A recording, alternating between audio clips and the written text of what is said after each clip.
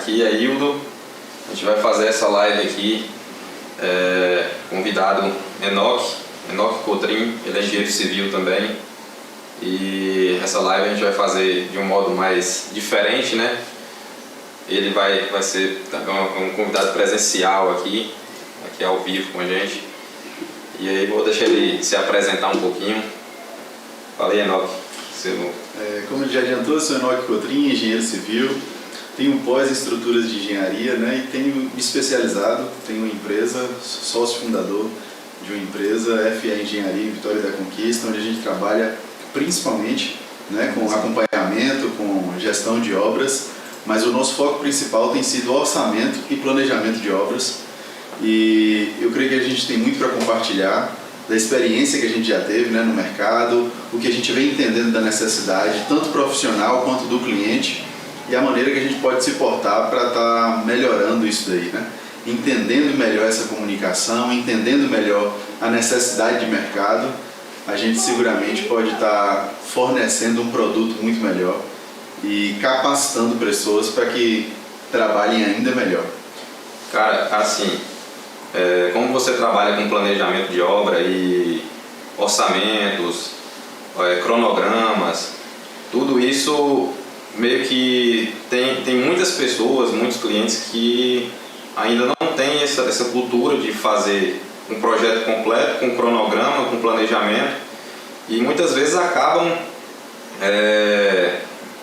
no final da obra tendo prejuízo, tendo bastante desperdício, tendo muitas vezes também algum atrito com o profissional por falta de planejamento. E tudo isso a gente consegue estar eliminando, tendo os orçamentos, ou pelo menos reduzindo o máximo possível, tendo os orçamentos, tendo o planejamento. Em sua experiência aí, você tem assim, algum caso assim, que já aconteceu de confusão em obra por falta disso? Na verdade, isso é muito comum, mais até do que a gente gostaria. E é uma das coisas que a gente mais abre para os nossos clientes, é exatamente essa questão cultural, né? Que é processual essa mudança. É inevitável que a gente sabe que a gente vem de um país, né, de uma cultura emergente, é distinto, né, de um país de primeiro mundo, por exemplo, onde você tem essa consciência de berço, né? É muito comum, se a gente olhar nas gerações passadas, nossos pais, nossos avós, que construíram sem nenhum tipo de projeto, né? Alguns ainda, dependendo do interior ou do meio que vivem, ainda presenciam isso, né? Pessoas que constroem por experiência, pelo que quer, ou por um pedreiro local. Quantas casas a gente já pôde presenciar que só teve um profissional, era o pedreiro, era o eletricista, o encanador, né? Falta especialização. Mas isso vem muito antes, né? A gente pode entender que isso começa mais cedo, que essa questão cultural que eu falo, de projeto. Se a gente olhar países de cultura mais evoluída nesse sentido de projeto, de estudo, de capacitação profissional, de especialização de um modo geral, a gente vai ter praticamente o inverso do que acontece no Brasil. Se vocês olharem do ponto de vista construtivo mesmo falando, o Brasil, de um modo geral, vai fazer o quê? Vai estudar o projeto o mais breve possível, vai investir o mínimo em projeto e vai passar um longo tempo na fase de obra, que é aquela fase de descobrindo e consertando, errou e ajeita, muda e conserta, atualiza o projeto enquanto a obra acontece. Isso não é saudável, né? Se a gente for observar hoje, não é difícil, isso é uma realidade que eu presenciei, infelizmente, muitas vezes, mas tem diminuído entre os nossos clientes, de um cliente chegar a querer resolver tudo em 2 meses, 2, 3 meses. Eu vou iniciar meu projeto agora, mas eu já quero que faça o arquitetônico, o hidráulico, o elétrico e tal. E quando é que começa a obra? É daqui 30 dias? É daqui 15? Não, é daqui 60? Como é que a gente faz para acelerar esse processo? Aí vai correr para a prefeitura liberar e não amadurece muitas coisas do projeto que não dependem do profissional de arquitetura exclusivamente ou do de engenharia. E aí esse cliente, por não ter algumas decisões amadurecidas, na fase de obra ele quer tirar um quarto, bota um banheiro, bota para frente, bota para trás. E isso é uma disfunção na logística da obra que seguramente todos pagam, mas é mais caro para o cliente, literalmente, né? Financeiramente e emocionalmente, acaba envolvendo muito mais o cliente. Então eu entendo que a maior diferença é essa. Se você for para esses países de cultura mais evoluída da especialização, você vai ter obras que têm até 1 ano de estudo de projeto para ser executado em 2, 3 meses. Você tem uma proporção de projeto-execução 80-20, enquanto no Brasil você tem 20-80. Você pensa pouco e vai pro braço, enquanto outros estão pensando muito para executar no menor tempo possível. E tudo quando a gente pensa mais e na hora da ação fica muito mais fácil. Quando a gente planeja tudo antes, tem uma antecipação, os projetos ali, projetos complementares, todo o projeto arquitetônico. Tudo isso ele vai, quanto mais projeto a gente tem, quanto mais detalhe da obra a gente tem, menos dor de cabeça a gente vai ter, menos desperdício e menos custos, né, inesperados. Isso é de extrema importância. Desculpe interromper, mas quando você falou de custos me fez lembrar de um detalhe interessante. Uma das maiores dificuldades que a gente tem de passar para o cliente a necessidade do jogo de projetos é exatamente custo. Porque o cliente fala assim, eu vou ter que pagar, eu já paguei por um arquitetônico, eu vou ter que pagar por um estrutural, vou ter que pagar por um projeto elétrico, vou ter que pagar... Então assim, estrutural, elétrico, hidráulico, design de interiores, tantos quantos você puder, melhor.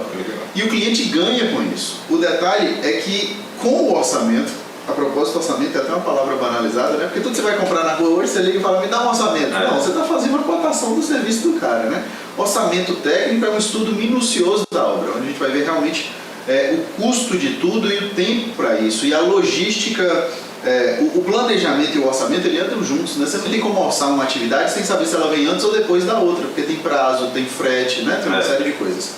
Mas esse entendimento de custo, ele é convertido diretamente, comprovadamente através de nossos orçamentos, que o custo investido ele é menor do que o benefício que ele traz. Isso é o ideal do custo-benefício, né? Então, se a gente pega, eu vou falar de valores hipotéticos, mas só para a gente ter uma ideia. Se a gente está falando de uma obra, de uma casa simples, térrea, nova, e aí vamos imaginar 300 mil, uma obra dessa. Você vai fazer um projeto estrutural, estou falando de valores hipotéticos, varia de região para região, então não se prenda aos valores, é só para entender a proporção. R$2.000 um projeto estrutural, aproximadamente. Casa simples, sem balanço, sem muita ciência. R$2.000 um projeto estrutural. Se você não fizer um projeto estrutural, seja um mestre, um pedreiro, um engenheiro que quiser tocar aquilo sem calcular de fato a estrutura, seguramente eu tenho provas, eu tenho planilhas, eu tenho tabelas que eu consigo mostrar isso para o cliente, que ele vai gastar muito mais do que 2.000 de concreto e aço só por não ter calculado. Sim. A engenharia, muita gente não entende, mas é o cálculo mínimo para a eficiência máxima. Isso. Então você vai ter toda a segurança, cumprir todas as normas, garantir que vai estar atendido naquela necessidade, mas com o menor gasto possível. Essa economia que a gente faz, aquele que não calcula, ele majora. O cara que não calculou minuciosamente uma estrutura, ele vai botar um aço maior, vai botar 1 ou 2 barras a mais, ele vai colocar um perfil maior de pilar ou de viga, mais concreto, mais volume, mais sapata. Isso, falta de cálculo. Isso quando o profissional está preocupado com a segurança. Porque tem muitos casos que o profissional não está preocupado com a segurança e só com a economia, e aí a falta do cálculo, que é o máximo de segurança com o mínimo de investimento. Essa é mais ou menos a base do cálculo estrutural. Exato. De uma estrutura bem calculada. O máximo de segurança com o mínimo de investimento. Então, assim, quando a pessoa está preocupada com a segurança, meio que ele vai majorar tudo, então meio que a estrutura vai sair mais cara do que se fosse um cálculo estrutural. Se o pedreiro ou a pessoa que for executar não estiver preocupado com a segurança e só com a economia, ele vai colocar tudo abaixo do necessário, comprometendo a estrutura, comprometendo toda ali a segurança do imóvel. E, consequentemente, um dano muito maior. Muito e aí você maior. pode perder vida, né? É isso. Então é algo que é incalculável. Mas vamos considerar uma situação hipotética que seja vamos ser bem frio, calculista e tirar o fator vida, porque isso é indiscutível, é incalculável. Vamos imaginar que uma estrutura foi feita dessa maneira, onde não foi feito o projeto estrutural, no caso, estamos falando sobre esse específico, mas atende a outros, né? Elétrico, hidráulico, a gente pode citar outros exemplos. Sim. Não foi feito aquele projeto específico, então ele não foi dimensionado como deveria. Não tendo sido dimensionado como deveria, quem executou prezou pela economia, então colocou a segurança em risco. Vamos supor que não tenha ninguém no imóvel. Se causa uma pane elétrica e dá um incêndio, o dano financeiro não é absurdamente maior do que ter pago um projeto estrutural, um projeto elétrico. Se você não fez bem dimensionado um projeto hidráulico e tem um dano desse, a gente já presenciou isso demais. Normalmente o povo nos chama para socorrer esse tipo de problema, né? A maioria das reformas que a gente pegou foram danos desse. A ausência de projeto ou a não execução do projeto que foi feito. Um projeto hidráulico mal dimensionado, você tem problemas na instalação das caixas, no suporte, aí você vai ter uma pane dessa, rompe uma caixa, quebra uma tubulação, dá um vazamento numa estrutura de uma escola de eletrônica, por exemplo. Quantos computadores, quantos televisores, sabe? Então, assim, o pessoal não tem, realmente é uma questão cultural. Quem não vive nesse meio, né, quem não está cotidianamente lidando com esses problemas, acha que isso é uma coisa muito distante, mas isso acontece diariamente, eu posso garantir. E se a gente trabalha com esse jogo de projetos, se a gente trabalha com todos esses profissionais especialistas, a probabilidade disso acontecer reduz drasticamente. A gente não tem como trazer zero, porque, claro, né, o meio de transporte mais seguro que a gente tem é o avião. A queda é raríssima, mas não está livre de acontecer. Agora, existe uma redundância de seguranças que a gente pode estar criando para elevar ao máximo essa segurança e trazer o risco para o mínimo possível, né? Sim. E também tem a questão dos profissionais que muitas vezes eles querem assumir ali um papel que não é de competência deles, né? Tem pedreiro que às vezes quer pegar ali, não precisa de projeto, não precisa de engenheiro, não precisa de arquiteto.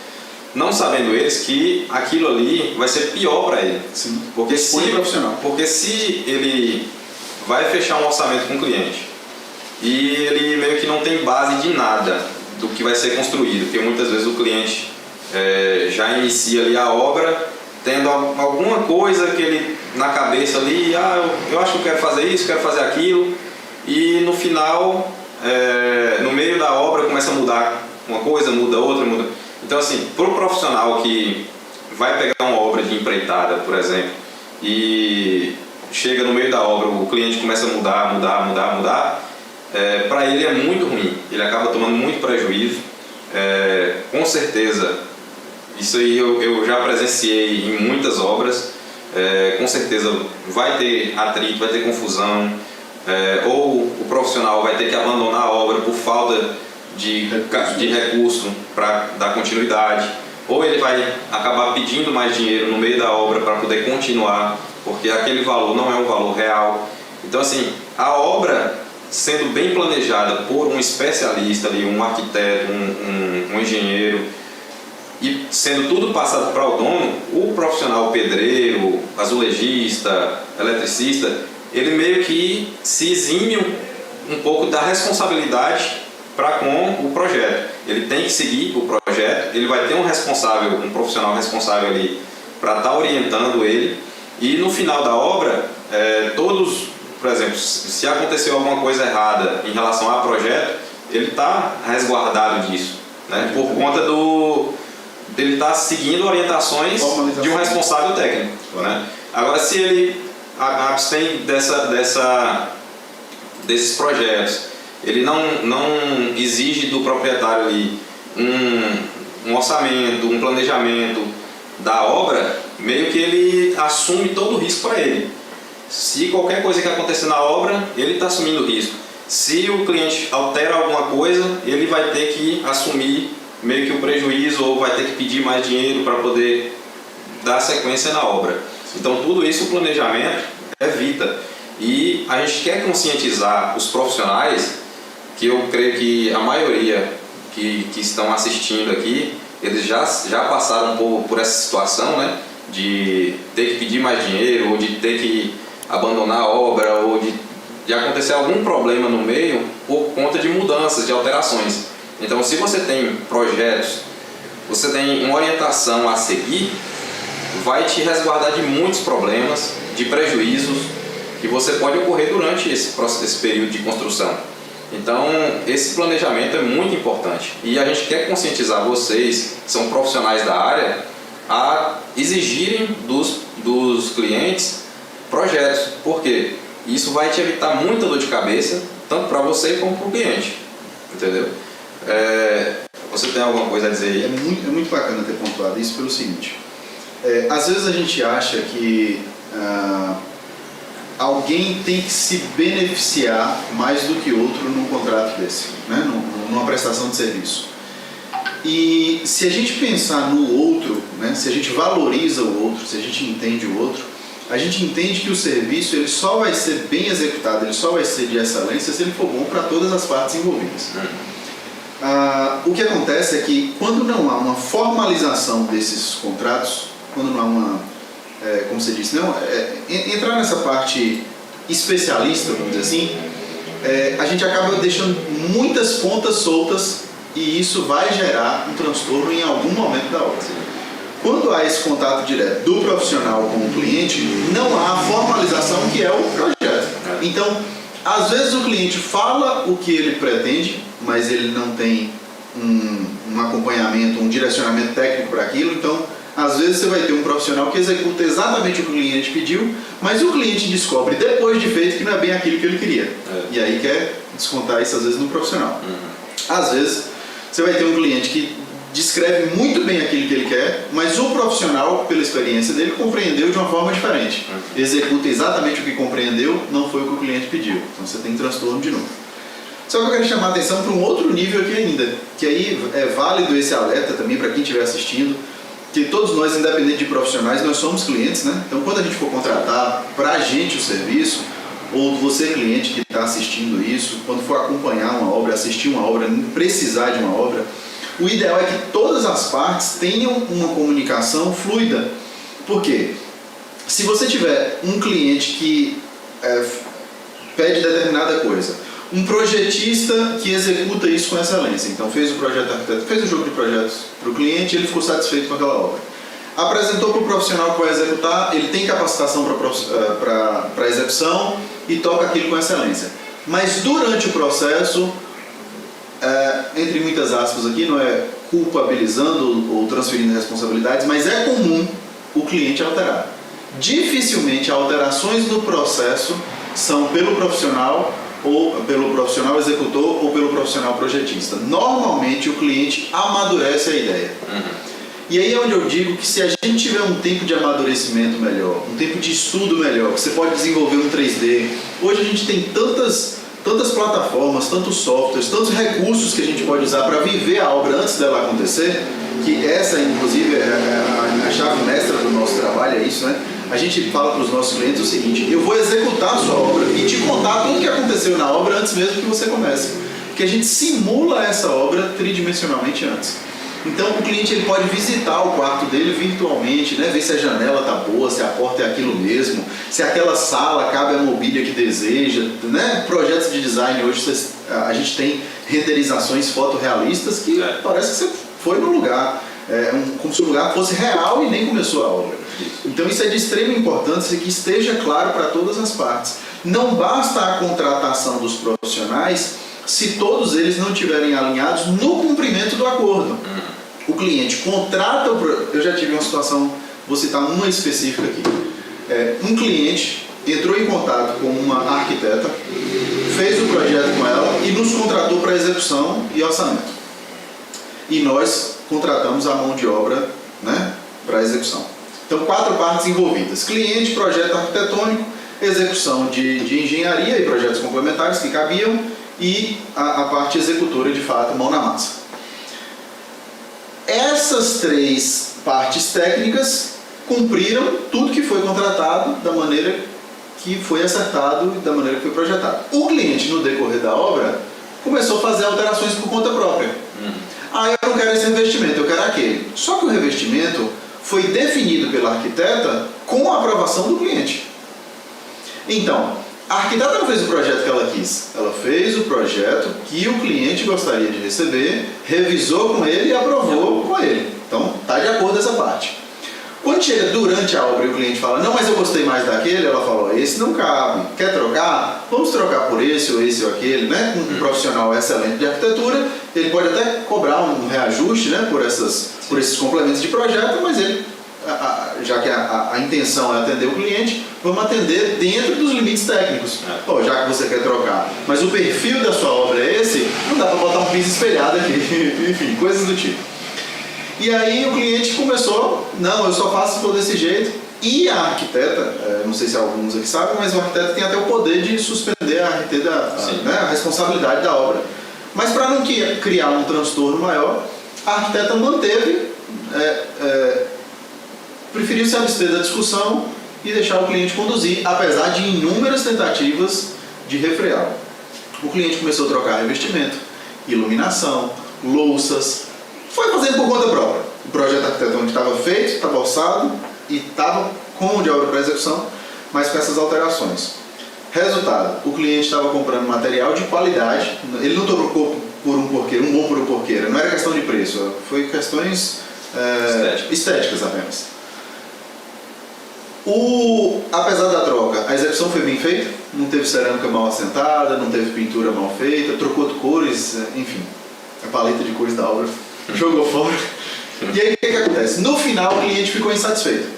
Resumo, o cliente ficou insatisfeito. Aí sentou todas as 4 partes para ver quais foram as faltas. Não houve falha de execução, não houve falha nem da mão de obra executiva, nem do planejamento de execução. Um cumprimento de excelência do planejamento, do orçamento, bateu em cima. As alterações a gente foi alterando e o orçamento original bateu no que foi cumprido do orçamento e no que não foi cumprido foi previsto e alterado, bateu em cima. A arquiteta fez o projeto com excelência, não foi cumprida a maior parte. Tudo que o cliente pediu para trocar, foi trocado, mas ele não gostou do resultado final. Porque o cliente muitas vezes não tem essa visão de conjunto. Ah, eu gostei desse investimento, gostei desse piso, gostei daquela tinta, certo? Talvez as 3 coisas realmente são bonitas, mas não cabem no mesmo ambiente, né? Então essa parte técnica é importante e às vezes a gente precisa ter esse discernimento entre equipes de colegas, de estar chamando a atenção do outro. Vamos botar em contrato, vamos especificar os limites de cada um, até onde pode alterar, até onde é benéfico, até onde é maléfico, porque o cliente que estava fazendo isso, ele estava convicto de que ele estava levando vantagem. Né? Eu contratei, mas eu posso mudar e eu quero e para mim a mudança é benéfica. Ele que quebrou o contrato e ele que pagou o preço, no fim das contas, de tempo e de insatisfação visual, né? Com certeza. E isso é recorrente, não é difícil. É mais comum. Não é difícil de acontecer, não. Porque quando você entra, por exemplo, o cliente quando vai construir, muitas vezes ele entra na internet ali, procurando imagens, e são uma infinidade de projetos, de decorações, de cores, e ali ele se encanta com a cor de uma parede, e depois ele já se encanta em outro projeto, se encanta com um tipo de revestimento, aí ele já olha outro projeto, se encanta com um tipo de forro, e aí meio que ele quer, na hora, sair encaixando uma parte de um projeto no dele, outra parte de outro projeto no dele, que se você for ver os projetos, é lindo, a cor é linda, o revestimento é lindo, o tipo de forro é lindo, porém quando você junta tudo ali no ambiente, não harmoniza.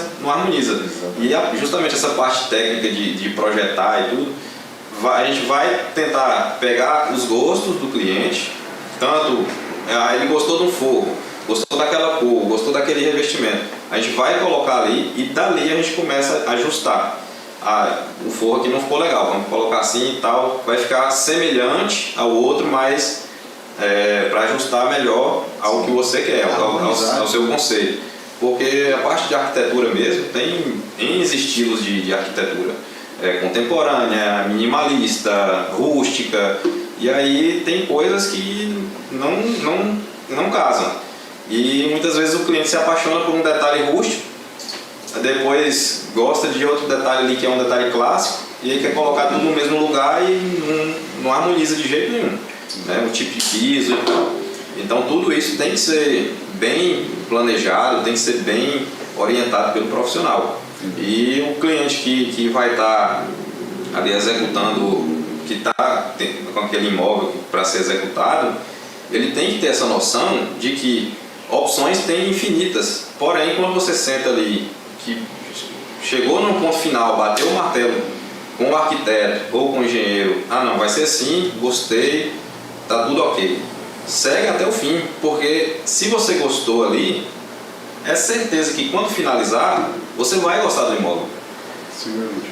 Do que você pegar e começar a fazer alterações achando que vai ficar melhor, sendo que no final vai acabar virando um Frankenstein.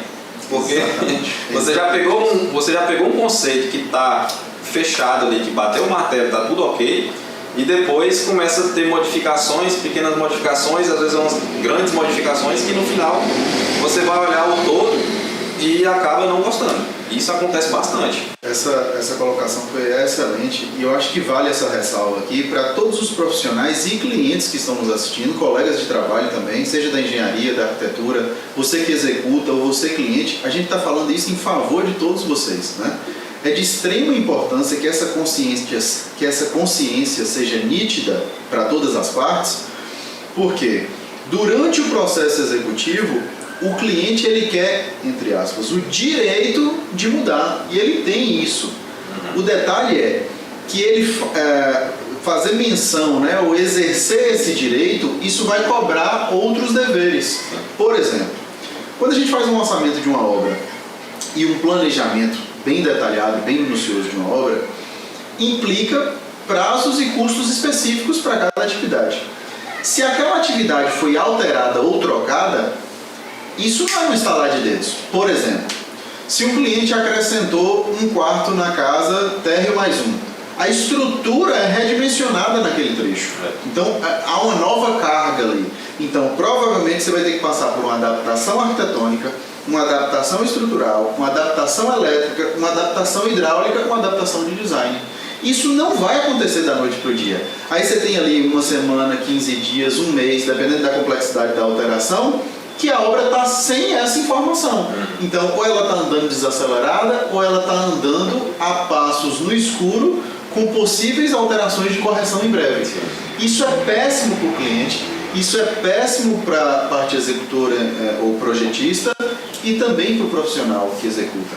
Só que a ânsia do contrato, seja do cliente ou de quem executa, é por desenvolver aquilo. O cliente ele chega, ele quer a casa dele pronta o quanto antes. O profissional ele quer aquele trabalho e ele quer aquela receita e ele quer aquele resultado o quanto antes. Então o início, todas as partes têm interesse. Mas se isso não for esclarecido para todas as partes, fica enfadonho no meio e o final é fracasso para todas as partes. Porque nunca um profissional vai ser bem sucedido ou realizado profissionalmente com um cliente insatisfeito. Né? Nunca um cliente vai ficar plenamente satisfeito se o profissional saiu dali destruído, porque o cara que ele não tiver emocionalmente e financeiramente saudável, ele não vai fazer um trabalho de excelência. Então é uma via de mão dupla. Né? E dificilmente também, se aconteceu do cliente fazer essa alteração, chegou no final da obra, não ficou do jeito que ele quis, ou ficou feio mesmo, absurdamente feio, ele nunca que vai colocar a culpa nele, ele vai colocar a culpa no profissional. Né? Ele não vai falar, não, foi eu que pedi assim, dificilmente. Tem cliente que pode até assumir essa culpa, mas muitas vezes ele joga para cima do profissional. Né? O que acontece e aí acaba que meio que dando isso dá até uma brecha, uma margem, e é importante aqui falar de novo, que isso aqui não é tomar partido, é literalmente para todas as partes. Eu já tive, por exemplo, clientes que tiveram essa consciência de fazer alteração, mesmo com todas as nossas ressalvas, tiveram a humildade de dizer, realmente eu não deveria ter mudado, mas nós percebemos que a parte executora acabou levando vantagens nisso. Por quê? O cliente faz uma alteração de última hora, não amadurece o projeto, por qualquer descontrole ou descompromisso da execução, a execução fala, mas é porque mudou. Não, já estava com algum descompromisso, já estava com alguma desordem e quis colocar na conta da alteração toda a desordem. Então isso às vezes acontece também, né? Então aqui o alerta para os clientes é que essa alteração lhe deixa exposto de uma forma ou de outra, porque você não vai conseguir cobrar com excelência de um profissional se você não explicou ou não definiu previamente com excelência o que desejava. Então é importante que a gente tenha esse cuidado. E como você falou no começo, o ideal é planejar tudo com o máximo de tempo possível. Por exemplo, você pretende construir ano que vem. Já começa a projetar logo. Claro. Não deixe para projetar no mês que você vai construir. Seguramente. Ou, o pedreiro, o que acontece muito. Tem aqui uma equipe, uma construtora, ou um pedreiro, ou uma empreiteira, que já vai estar disponível ali para mim mês que vem. Bora fazer o projeto aqui e tal. E aí achando que é um instalar de dedos que o projeto vai estar pronto. Além do tempo de execução dos projetos arquitetônicos, que muitas vezes um depende do outro, por exemplo, o arquitetônico é o primeiro projeto, né? Que dele vai surgir os outros complementares. Então, assim, tem um tempo de execução do projeto arquitetônico, tem um tempo de execução do projeto estrutural e dos demais projetos. Além desse tempo de execução, tem um tempo de amadurecimento das ideias, porque muitas vezes o cliente chega com uma ideia, coloca ali em pauta, é colocado em projeto, depois vem as alterações.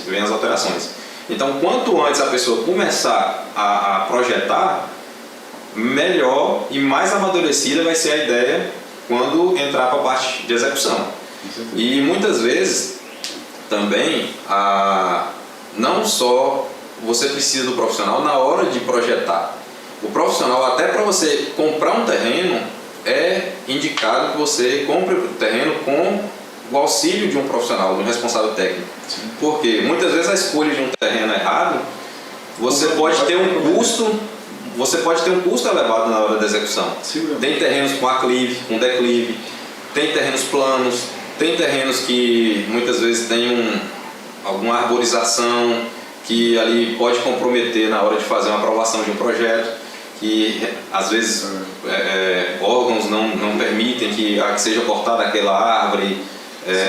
Alguns terrenos ficam em locais de alagamento, de encostas, e tudo isso compromete. Terraplanagem deixa a desejar. Principalmente, isso é muito comum nos loteamentos, assim, virou febre lotear. Aí todo mundo chega, passa uma máquina, diz que está pronto, vende o terreno e você está... cidades com boas estruturas, como Vitória da Conquista, por exemplo, tem condomínios que é totalmente em cima de um aterro, de um açude, de um lamaçal, de um pântano. E a pessoa não tem consciência, compra aquilo. A gente já teve obras em situações assim. Outra coisa de extrema importância, antes até pelo menos partir para o projeto estrutural, o arquitetônico até dá para fazer, mas o estrutural sem condições, fazer sondagem do terreno. Sim, né? A sondagem do terreno está para a engenharia ou para a estrutura, bem como um exame de sangue está para a saúde. Um médico hoje que ele passa, dependendo da medicação que ele passar, é de extrema irresponsabilidade sem ter o exame de sangue ou o histórico do cliente, né, do paciente. Você precisa saber como está a saúde daquele indivíduo para saber se ele suporta determinadas medicações. Então você não pode chegar em qualquer terreno e simplesmente fazer a fundação que lhe ocorre, né? É claro que tem situações genéricas, enfim, mas de um modo geral é necessária essa sondagem. E é de extrema importância conhecer o terreno. Outro detalhe, tem gente que vende muito assim, nascente, poente. Não existe nenhum terreno que impossibilite a sua construção. Mas, por exemplo, você pode ter uma expectativa de fachada de casa que fica inviável, né? O seu projeto ou a sua pretensão de projeto fica inviável. Como a gente já teve situações como essa, por exemplo, uma cliente que investiu numa loja comercial que ela pretendia uma vitrine. O terreno é maravilhoso, a localização é maravilhosa, dava para fazer qualquer projeto ali dentro, mas a pretensão dela era uma vitrine total de vidro de frente para a rua e é poente. Então, assim, fica impossível executar, né? Inclusive foi executado, mesmo contraindicado, e fica impossível a utilização dessa vitrine. E assim, esse auxílio técnico é em favor do cliente. O diferencial do nosso trabalho, eu posso dizer, é a transparência. Porque quando a gente trabalha com orçamento, a gente coloca tudo em cima da mesa, absolutamente tudo. O cliente vai entender que tem elementos na obra dele que ele sequer sabia que existia, mas ele já vai saber a data para aquilo e o custo para aquilo. E os efeitos de possíveis mudanças. E se isso virasse? E se isso trocasse de concreto para metálica? E se esse telhado deixasse de ser cerâmico? E aí por aí vai. Então o orçamento ele dá esse poder de decisão diante das coisas que são apresentadas, né? E até também em relação ao tempo, tipo assim, se é um período de chuva, se é um período que vai ter mais estiagem, tudo isso entra também no planejamento. Períodos festivos, fim de ano, feriado. Então, assim, tem etapas de uma obra que quando entra em período de chuva, meio que atrasa muito a obra. Então, a depender da região, por exemplo, tem regiões, igual ali, por exemplo, em Barra Grande.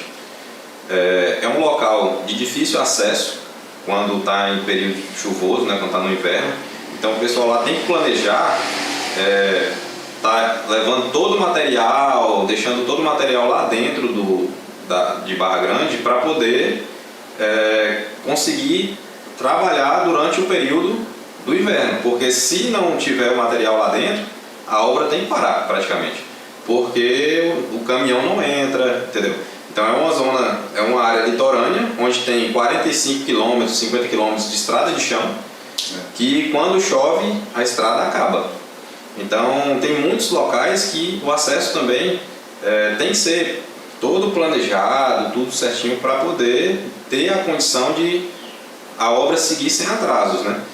Quando chegar no inverno, que é um período de muita chuva, você já está com a casa praticamente coberta para começar trabalhos internos, trabalhos onde não vai ter exposição dos trabalhadores, né, às chuvas e os materiais também, né, para não estragar e tal. Então tudo isso, o planejamento entra, né, na hora da execução. A questão do espaço, do espaço-tempo ali que a obra está sendo executada, a questão dos intempéries, a questão do local do terreno, tudo isso tem que ser visto antes do projeto ser iniciado, né? Tudo se influencia. Esse exemplo que você trouxe do terreno e do transporte, né, das vias de acesso, me remeteu a uma obra recente, nossa também, de um projeto de uma torrefação de café. É uma fazenda de café e que vai fazer todo o processo do café gourmet, né, de beneficiamento do grão na própria fazenda. E uma das conversas que a gente teve com o nosso cliente, com o arquiteto e tudo, eles estavam com uma preocupação relacionada aos órgãos, né, que regulam isso, até pelo trânsito do caminhão que eles têm de carga e descarga, porque se eles vão executar um projeto desse com fim comercial, você tem que estar vendo lá na frente quais são os órgãos que vão permitir ou se vão ter aquilo como um acesso permitido para tráfego de veículo de abastecimento da sua execução, né, da sua função comercial. Aí uma das ressalvas que a gente fez foi o seguinte: eles estavam com pressa de começar a obra logo e enquanto executava a obra mexia na estrada. E a gente deixou claro e comprovou, pelo planejamento, pelo orçamento, a importância de priorizar a via. Porque a obra depende da via e não o comércio depende da via, né? E mais ainda, o acesso, nem todas as obras são assim, mas essa especificamente, que tinha que ser um prazo curtíssimo e de excelência, tinha contenção por conta do terreno, muita estrutura de concreto armado. Então, a gente precisaria de caminhões de concreto usinado. E a gente está falando de caminhões de mais de 20 toneladas, né, carregados. Então, assim, nossa preocupação da via foi criar uma via, ou beneficiar, né? A via já existia, mas a gente aperfeiçoou, a gente trabalhou em cima dessa via para possibilitar o caminhão de concretagem e não como às vezes o cliente via ou algum outro profissional técnico vê, que é o funcionamento apenas do estabelecimento. Então, como você pincelou muito bem, essa questão da importância do terreno, a localização do terreno. Então, veja bem, já busque uma assistência de profissionais que vão lhe auxiliar entendendo onde você quer chegar. Porque às vezes você tem uma pretensão de fazer uma casa de fazenda, ok? Mas às vezes é uma pretensão comercial e aí o fim vai depender, né? O fim justifica o meio. Então às vezes você vai inviabilizar determinada compra por um detalhe desse que você não está atento.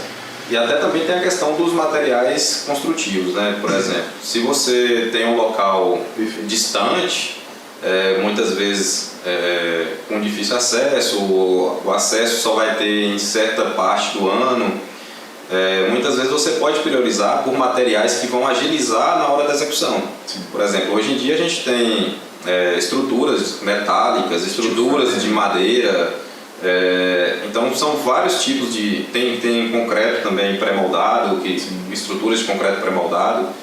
Então tem vários tipos de alvenarias, de estruturas, de acabamentos que permitem você iniciar uma obra e com 5 meses, 4 meses, 5 meses ela já praticamente está finalizada, né? Enquanto as obras construídas de maneiras tradicionais pode perdurar aí durante anos, 2 anos, 3 anos de execução. E tudo isso é custo. Quanto mais tempo a obra demora, mais custosa ela vai ser. É interessante, é impressionante. Sua fala toda fala sua me traz um cliente, né? Mas isso é bacana para a gente estar compartilhando, porque, mais uma vez eu repito, essa troca de informações aqui é para a gente enquanto profissional, para colegas da área, mas seguramente também para quem bota a mão na massa e para os clientes, né? São experiências para que vocês não vivenciem esse tipo de desgaste. Quando ele citou essa diferença de materiais, às vezes é muito comum que o cliente que nos contrata, o cliente de um modo geral, que não é da área, né?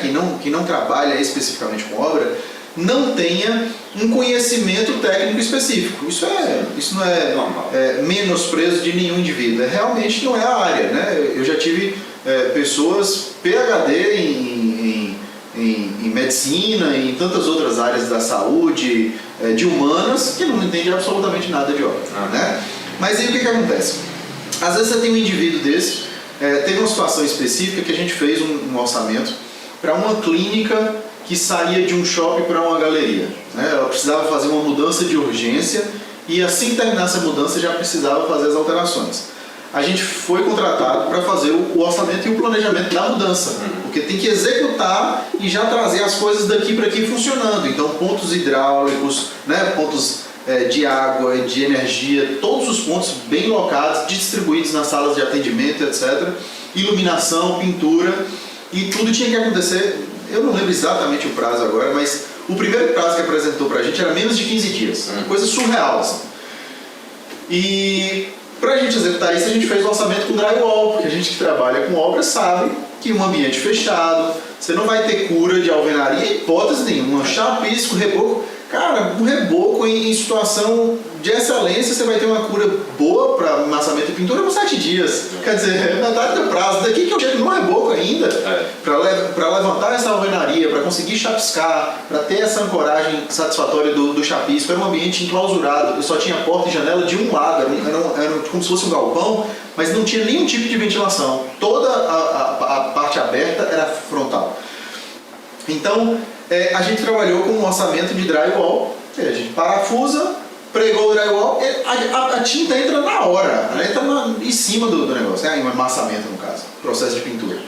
Quando a gente passou o orçamento, eu não lembro, sinceramente eu não lembro todo o custo do orçamento, não lembro desses detalhes, também não cabe abrir, mas esse item específico eu lembro do valor aproximado. Todo o drywall dessa clínica, todas as divisões de sala, porta, etc., todo o serviço de drywall, dava aproximadamente R$14.000. Aí o cliente falou, absurdo, tá maluco, não tem como. Eu falei, olha, veja bem, a gente não está pedindo dinheiro, a gente fez o orçamento de sua obra, nem é necessariamente a gente que executa ou acompanha a sua obra, né? A gente fez o planejamento e o orçamento para vocês tocarem.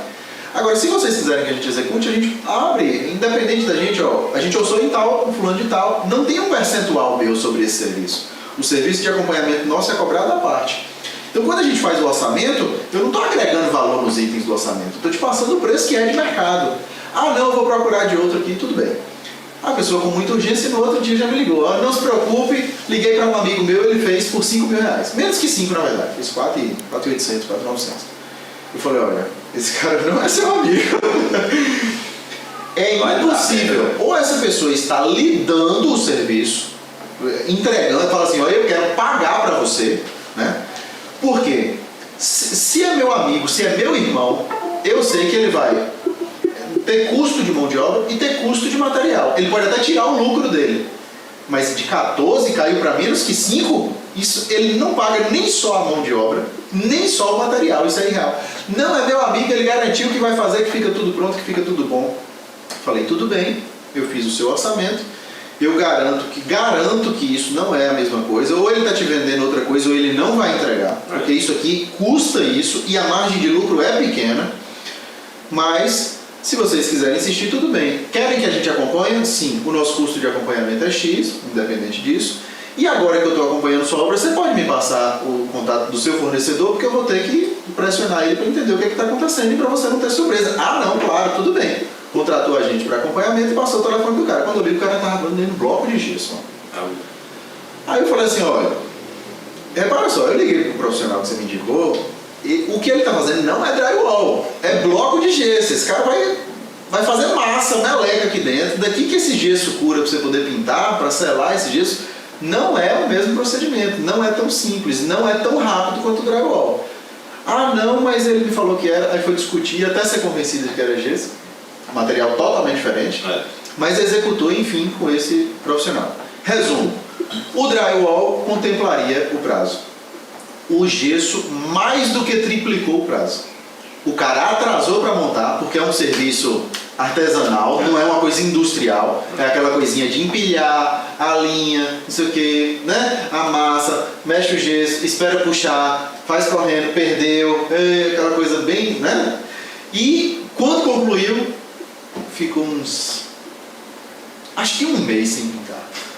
Porque esperando puxar, ligando ar-condicionado para ver se secava, ficou um negócio irreal. Mas a gente já está pronto. Falei, se entrar a tinta aí. Aí começou a fazer o teste, fazia tinta, embolava, dava bolha, dava não sei o quê. Então, assim, essa informação técnica, às vezes o cliente tem a maior dificuldade, que eu volto, né, para a questão cultural, a maior dificuldade muitas vezes que o cliente tem é no quesito confiança. O cliente fala assim, não, você está me dizendo isso porque você quer ganhar mais. Você está me dizendo isso porque você quer me vender outro projeto. Você está dizendo isso porque fica mais fácil para você. Não, só vai ficar mais fácil para mim se ficar melhor para o cliente.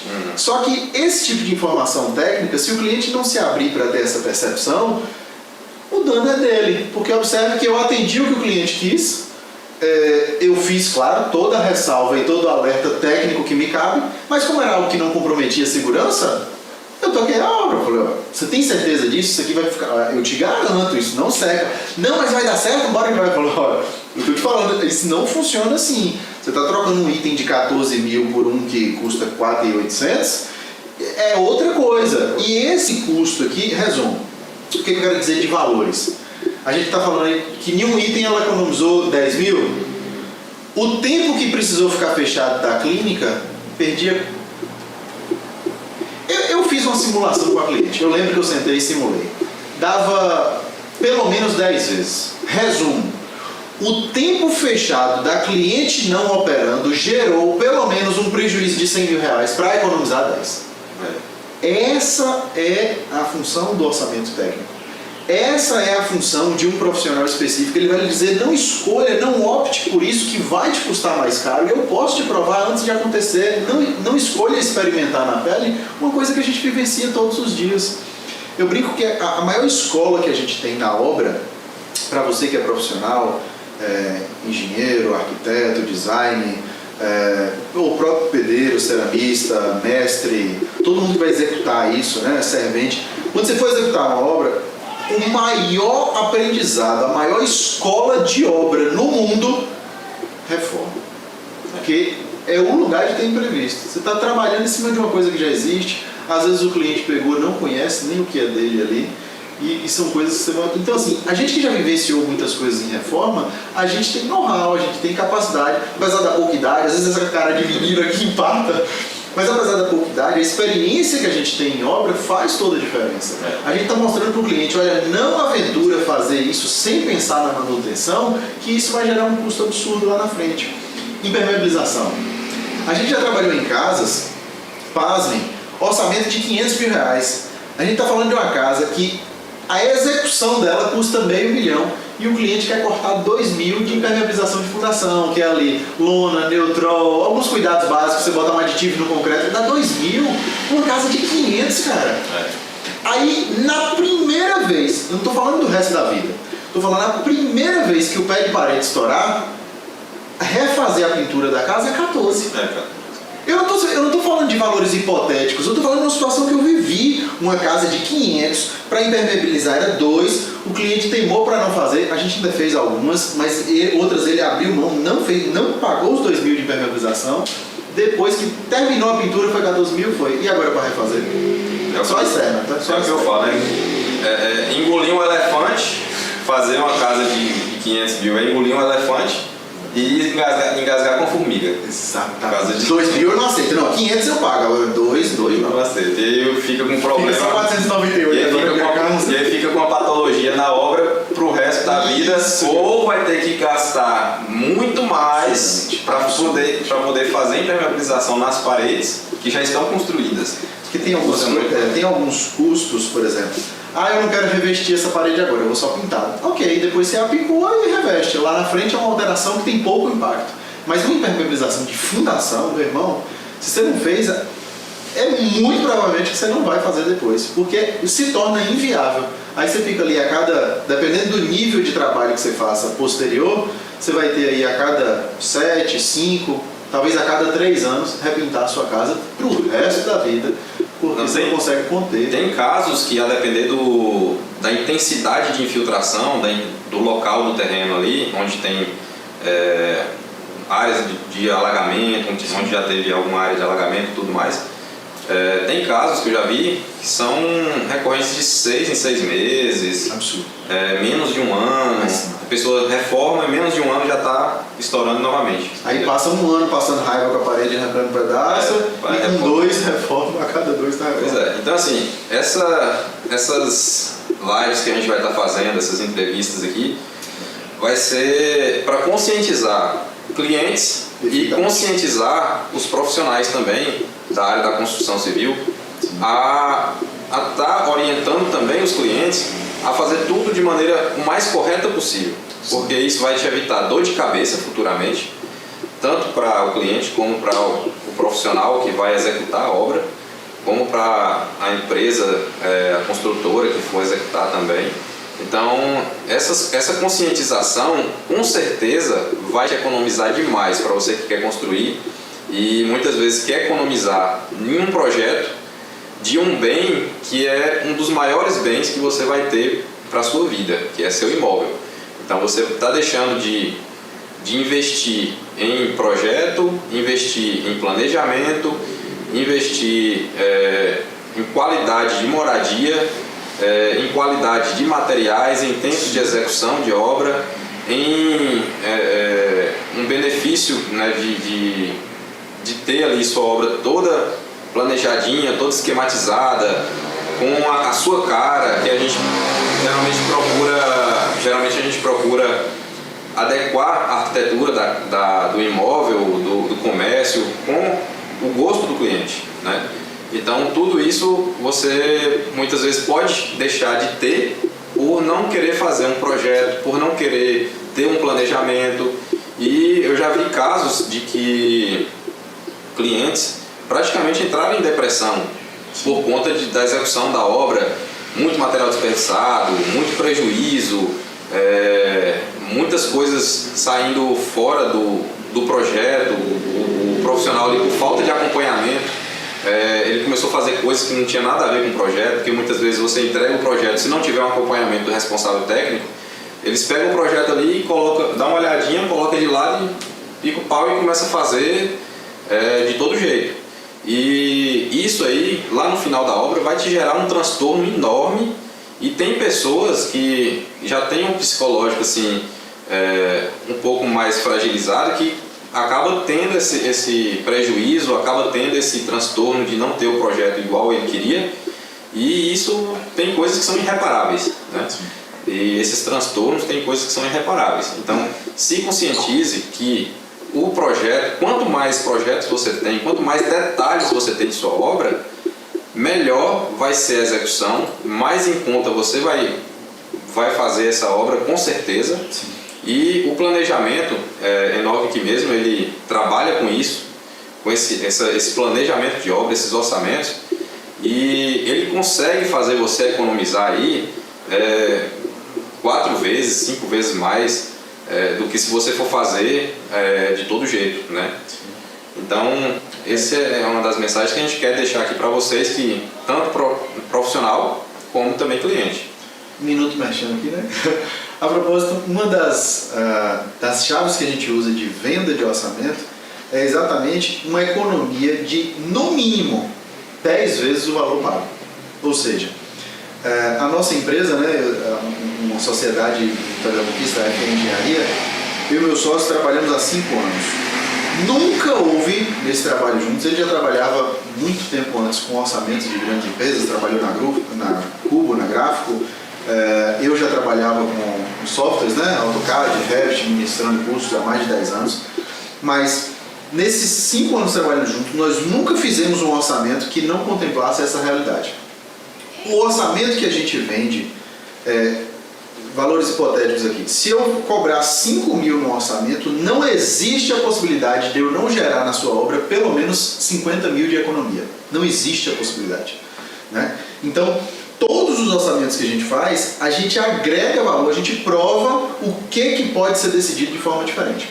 Uma coisa que é interessante é que isso não é só para leigo, isso não é só para o cliente que não entende de obra, né? A gente hoje trabalha para os nossos colegas executores e que trabalham com planejamento. Por quê? Por mais que vocês tenham experiência em obra, independente do tempo que vocês tenham vivenciando isso, e até muitos engenheiros, talvez, sei lá, 50, 60 anos, que o cara trabalhou a vida inteira com construção, você concorda que se esse indivíduo destinasse a vida dele para uma única obra, aposentou e vai pegar uma obra ali de hobby, ele vai ali para a visitação diária dele e desfrute. Você concorda que por mais cauteloso, por mais organizado, por mais criterioso que ele seja, se ele executa essa obra em 1 ano, no fim do ano você sentar com esse profissional que já tem 40 de carreira, o que você melhoraria nessa obra? Você concorda que ele tem que pontuar? Tem. Mesmo com toda a experiência dele. Tem.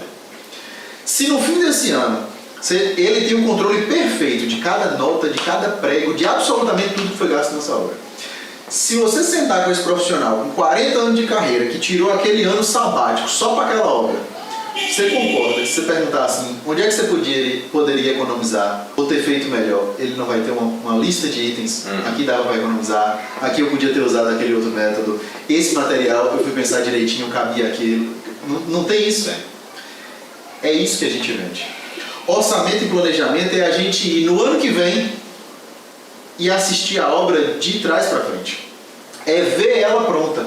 Porque a gente simula essa obra virtualmente, a gente executa ela tridimensionalmente, a gente faz ela de fato no virtual. A gente constrói a sapata, constrói a viga, constrói o pilar, coloca a porta, testa esses materiais, faz tudo isso e aí fala para o cliente, custou tanto. O cliente vai dizer, mas isso é um absurdo. Aí fala, e esse revestimento você pretende trocar? E essa porta você cogita ajustar? E essa estrutura precisa realmente ser metálica, ou concreto, ou madeira? Então a gente vai trabalhando essas possibilidades depois de uma obra executada. Supostamente, ela foi executada no virtual, então com custo baixíssimo, né?